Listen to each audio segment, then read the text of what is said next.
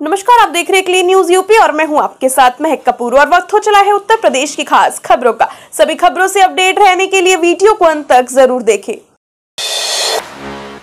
UP में शिक्षक भर्ती के लिए प्रदर्शन कर रहे छात्रों पर लाठीचार्ज से गरमाई सियासत, सपा आप का योगी पर हमला।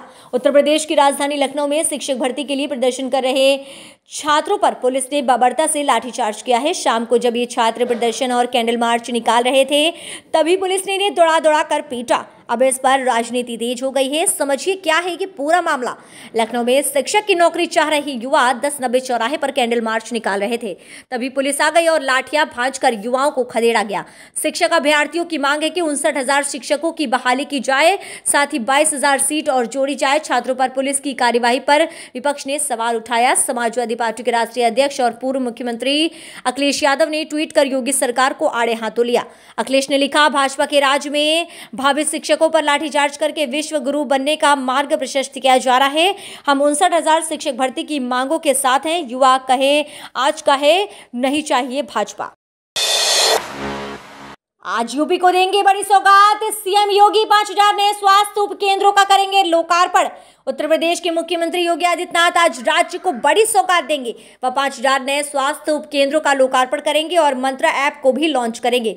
बलरामपुर जिले में स्वास्थ्य सेवाओं को बेहतर बनाने के लिए उप स्वास्थ्य केंद्रों का महत्वपूर्ण योगदान है। इसके माध्यम से सुदूर इलाकों में विभाग द्वारा संचालित योजनाएं आसानी से पहुंच जाती हैं। जिले में अब तक 206 केंद्र थे, लेकिन अब 121 केंद्र और मिलने जा रहे हैं।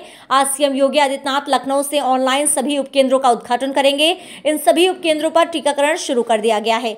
अपर मुख्य चिकित्सा अधिकारी डॉक्टर बीपी सिंह ने जानकारी देते हुए बताया है कि सरकार की मंशा है कि जिले के कोने कोने तक सभी को प्राथमिक और बेहतर स्वास्थ्य सेवाएं मुहैया हो। इसके लिए विभाग लगातार प्रयासरत है। जिले में करीब 5,000 की आबादी पर एक उप स्वास्थ्य केंद्र होना चाहिए था, लेकिन अभी तक करीब 10,000 की आबादी पर एक केंद्र था। जिले में अब तक कुल 206 उप स्वास्थ्य केंद्र थे, जिसके द्वारा स्वास्थ्य सेवाएं दी जा रही थी। किसानों पर दर्ज मुकदमे वापस लेने पर शाह सहमत। किसान नेता युद्धवीर से गृह मंत्री की फोन पर हुई बात, 2 दिन में बातचीत संभव। केंद्रीय गृह मंत्री अमित शाह ने भारतीय किसान यूनियन के वरिष्ठ नेता युद्धवीर सिंह से फोन पर शनिवार को बात की। किसानों पर दर्ज मुकदमे वापस लेने पर सहमति बन गई है। ये भी आश्वासन मिला है कि सरकार बिजली संशोधन बिल लागू नहीं करेगी। एमएसपी का लाभ किसानों को कैसे मिलेगा, इस पर चर्चा के लिए संयुक्त किसान मोर्चे ने 5 सदस्यीय कमेटी बना ली है। कमेटी की रविवार सोमवार को गृह मंत्री से वार्ता हो सकती है। बीजेपी शासित राज्यों को पत्र लिखेंगे। रेलवे के मुकदमे सीधे केंद्र सरकार पर खत्म करेगी।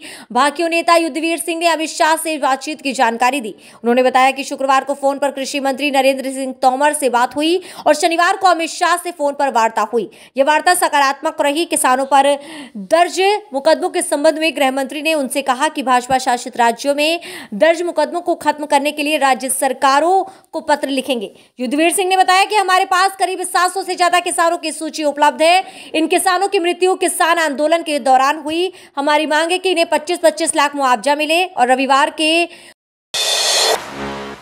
वेस्ट यूपी के 8 शहरों में बारिश की संभावना। आज से वेस्ट यूपी में फिर से बारिश के आसार है। मौसम विभाग के वैज्ञानिकों का कहना है कि 5 और 6 दिसंबर को वेस्ट यूपी के जिलों और एनसीआर क्षेत्र में हल्की बारिश हो सकती है। कुछ स्थानों पर बूंदाबांदी होने के साथ आसमान में बादल भी छाए रहेंगे। इसके पहले 2 और 3 दिसंबर को भी अलग अलग जिलों में बूंदाबांदी हुई थी, जिसके कारण वेस्ट यूपी में सर्दी बढ़ गई थी। लेकिन 4 दिसंबर को दिन साफ रहा और धूप भी खिली।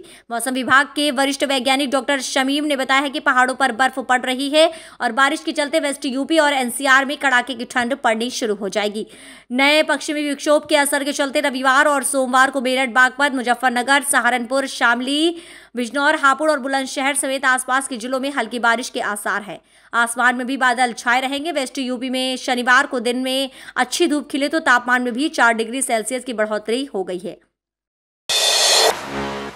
यूपी में 10 करोड़ लोग ओमिक्रॉन की हाई रिस्क पर। कोरोना के नए वेरिएंट ओमिक्रॉन से तीसरी लहर की आशंका के बीच प्रदेश में वैक्सीनेशन से जुड़े हैरान करने वाले आंकड़े सामने आ रहे हैं। उत्तर प्रदेश में करीब 2.34 करोड़ की आबादी ऐसी है जो तय समय सीमा पर पूरी होने के बाद भी दूसरी डोज लेने नहीं पहुंची है।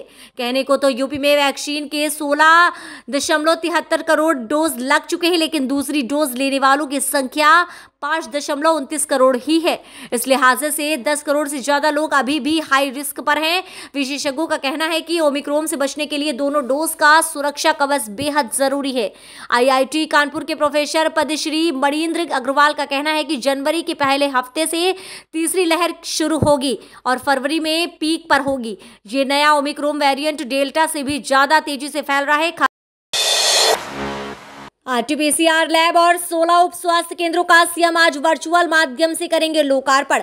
जिला अस्पताल परिसर में बनी RT-PCR लैब सहित 16 उप स्वास्थ्य केंद्रों का सीएम योगी आदित्यनाथ आज वर्चुअल माध्यम से लोकार्पण करेंगे। इसके लिए शनिवार को दिन भर अधिकारी तैयारी में जुटे रहे। जनपद में अभी तक कोविड की RT-PCR जांच नहीं होती थी। एंटीजन जांच के बाद सैंपल GSVM कॉलेज कानपुर भेजा जाता था, वहां से 3 बाद इसकी रिपोर्ट आती थी। अब ये समस्या जल्द ही खत्म होने वाली है। जिला अस्पताल में RT-PCR लैब BSL-2 बनकर तैयार है। इसमें 1 करोड़ रुपए से ज्यादा की मशीन लगाई गई है। इसके साथ ही अकबरपुर के स्वरूपपुर, करसल, सरवनखेड़ा के भरतपुर, पियासी, जिंजक के बान, राजपुर के अफसरिया, बैजामऊ, बांगर, माटौली, सदलपुर के चमरौवा, बाड़पुरा सहित 10 ब्लॉकों में 16 उप स्वास्थ्य केंद्र भी तैयार हो गए हैं। RT-PCR लैब व उप स्वास्थ्य केंद्रों का रविवार शाम 4 बजे सीएम योगी आदित्यनाथ लखनऊ से वर्चुअल लोकार्पण करेंगे। इसके लिए एक कार्यक्रम जिला अस्पताल में भी आयोजित होगा। किसान संगठनों ने कहा MSP पर कानून के बिना घर वापसी नहीं मानी गई तो 3 घंटे में खत्म कर देंगे आंदोलन। प्रधानमंत्री नरेंद्र मोदी ने हाल ही में एक बड़ा ऐलान करते हुए कहा था कि सरकार ने तीनों कृषि कानूनों को वापस लेने का फैसला किया है। इसके साथ ही कहा था कि MSP से जुड़े मुद्दों पर विचार करने के लिए समिति बनाई जाएगी। घोषणा के इतने दिनों बाद अब किसान आंदोलन में कमेटी तो बना दी गई है, लेकिन आंदोलन खत्म होगा, इस पर सस्पेंस बना हुआ है। किसान नेता कह रहे हैं कि सरकार बात मान ले तो 3 घंटे में समाधान निकल सकता है। वहीं कुछ किसान नेताओं का कहना है कि MSP पर कानून के बिना घर वापसी नहीं होगी। आपको बता दें कि किसान संगठनों की कमेटी में मनोज सिंह कक्का, जैनेन्द्र, युद्धवीर सिंह और बलबीर राजेवाल शामिल है। इनका कहना है कि अगर सरकार उनकी बातें मान लेती है तो यह आंदोलन 3 घंटे में भी खत्म हो सकता है। यही तीनों किसानों की तरफ से सरकार से बात करेंगे। बयानों से साफ है कि अभी आंदोलन खत्म नहीं होने जा रहा है और गेंद अब सरकार के पाले में है। इसके साथ ही उन्होंने अगली बैठक 7 तारीख को करने का ऐलान किया है। अभी जिन प्रमुख मांगों को लेकर किसान अड़े हैं उसमें MSP पर गारंटी कानून, आंदोलन के दौरान दर्ज केस वापस लेना, आंदोलन में मारे गए 700 किसानों के परिवारों को मुआवजा देने की मांग शामिल है। वहीं किसानों ने तो अपनी बात कह दी है, लेकिन अब उसकी सबकी नजर सरकार के न्योते पर टिकी है। सूत्रों के मुताबिक सरकार भी जल्द बात करने की इच्छुक है। इसके लिए किसान नेताओं को फोन कॉल भी किया गया था। सवाल यही बना हुआ है कि सरकार कितनी मांगे मानेगी और क्या किसान घर वापसी को तैयार होंगे।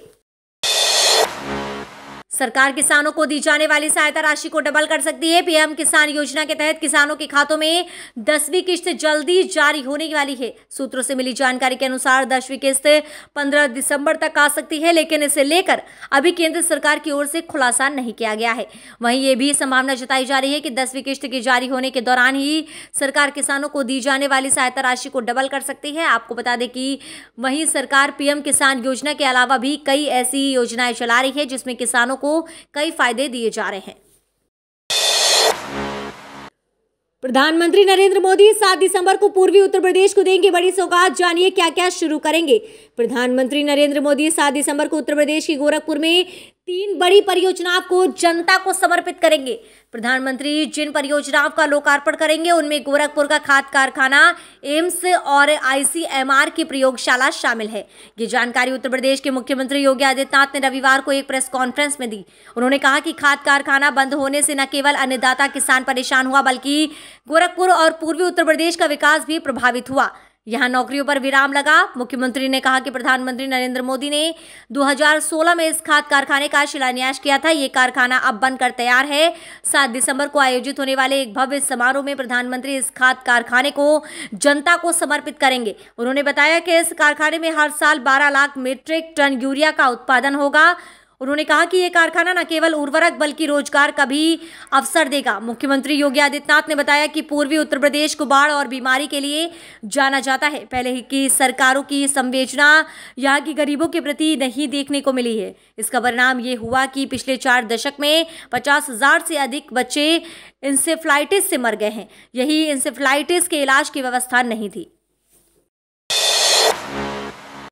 10वीं 12वीं पास के लिए रेलवे में निकली भर्ती, इन पदों पर करे आवेदन। रेलवे रिक्रूटमेंट सेल ने सेंट्रल रेलवे में स्काउट्स एंड गाइड्स कोटा के तहत लेवल 1 और 2 पदों पर भर्ती निकाली है। इच्छुक और योग्य उम्मीदवार 6 दिसंबर से 20 दिसंबर 2021 तक आवेदन कर सकते हैं। उम्मीदवार आरआरसी की आधिकारिक वेबसाइट पर जाकर रेलवे जॉब के लिए ऑनलाइन आवेदन कर सकते हैं। 10वीं और 12वीं पास योग्य उम्मीदवारों के लिए रेलवे में नौकरी पाने का सुनहरा मौका है। आरआरसी सेंट्रल रेलवे भर्ती नोटिफिकेशन के अनुसार उम्मीदवारों का चयन लिखित परीक्षा के आधार पर किया जाएगा। लिखित परीक्षा में कम से कम 40% अंक प्राप्त होने चाहिए, जिन्हें भर्ती प्रक्रिया के अगले दौर के लिए बुलाया जाएगा। लेवल 2 किसी भी मान्यता प्राप्त विश्वविद्यालय से 12वीं+2 चरण पास या उसके समकक्ष 50% अंकों के साथ पास होना चाहिए। लेवल 1 मान्यता प्राप्त कक्षा 10वीं पास या ITI या NCVT द्वारा किया गया नेशनल अप्रेंटिसशिप सर्टिफिकेट SC या NCVT द्वारा किया गया। तो ये थी दिन भर की 10 बड़ी और अहम खबरें। डेली ऐसी अपडेट रहने के लिए क्लीन न्यूज यूपी को सब्सक्राइब करना आप बिल्कुल ना भूलें। और साथ ही आप ये न्यूज कहां से देख रहे हैं हमें कमेंट करके जरूर बताएं और वीडियो को लाइक भी करें। धन्यवाद।